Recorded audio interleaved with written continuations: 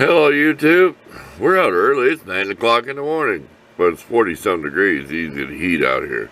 My next project, that's not epoxy filled. This is the paint I use. Isn't that old? You can tell by the label and where it says testers there, you can tell it's old. I can't tell you how many years. I found some of the stuff at hobby stores like 20 years ago and bought it up to have it. Okay, let's explain this. We put a couple coats in there with our little model car brush, okay? Let it dry and tack up. Then we dropped some in there with a Q-tip. So then we just swirled it around and watched it. And then we set it up and it all settled to the bottom. Okay. We wrapped some electrical tape around the straw. And we got epoxy there, we got epoxy at the bottom. Okay, this is just going to be an awl, so it won't be a lot of force on this glass bulb. We are going to put a piece of wooden dowel down in the bottom and push it in the bottom with a little bit of epoxy. So whatever metal rod we use is not going to jam out the bulb. And then we'll wrap some tape around it and take up the slack. We'll take a picture out. So look at my metal rod when I wrap the tape around it. There might be some tape up here, and then down in here towards the bottom. Keep it from wobbling. Because we don't have much of a hole in there. We got about 1/8 of an inch. These primers are kind of hard to drill out. I start with a big bit, and I get the primer out. Okay? Then because you look inside, it's only a small hole. See? There, stick the rod in it. See? About the size of this. I had to hand form this. Hammered. See all the marks? But it looks neat. Because I had to pound it over on my plumb bob. And then I had it too big. So I had to kind of hammer it. So I went ahead and hammered on the other part. This part. This time I did not cut that part of the cartridge off. I ground it on the belt sander and tapered it till the line disappeared. So I didn't even bother cutting it because I said cutter blades is dangerous.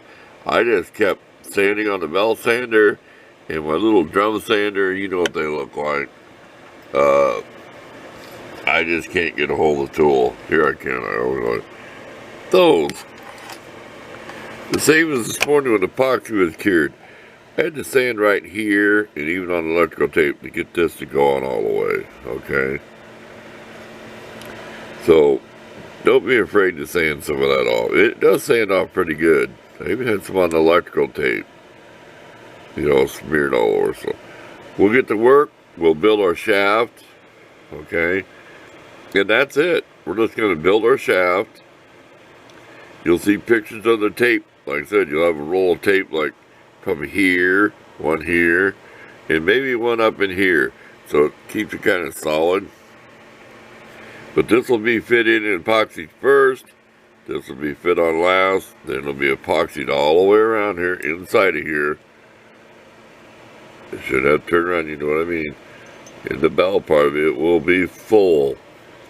So this will all be one thick coat of epoxy right in here. Because this was the weakest part of the bulb. When I was grinding this out, it was chipping on me. I showed a picture of it. Because I had to take more out than I did on the other tool I made.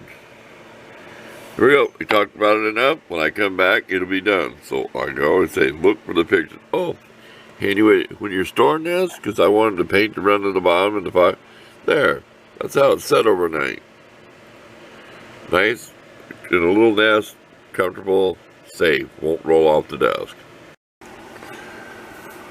Okay, we are done. There's a little bit of epoxy sticking out, but we'll wait until it dries, take a razor blade to it. Or not even worry about it because we turned it and smushed it. And we've had it like this so it'll flow back down in there. And we have a lot in there. There is a lot of epoxy. I thought it'd come dripping out the end down here. We have a sharpened it yet. We'll get to it. This is 1/8 inch welding rod.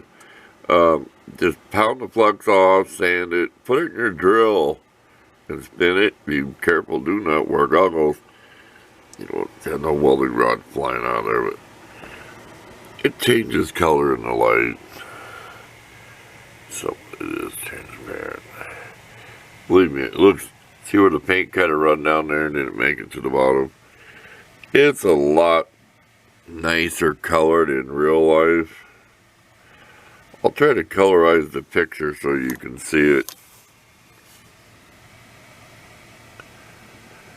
a little better in the picture. So always look for the pictures.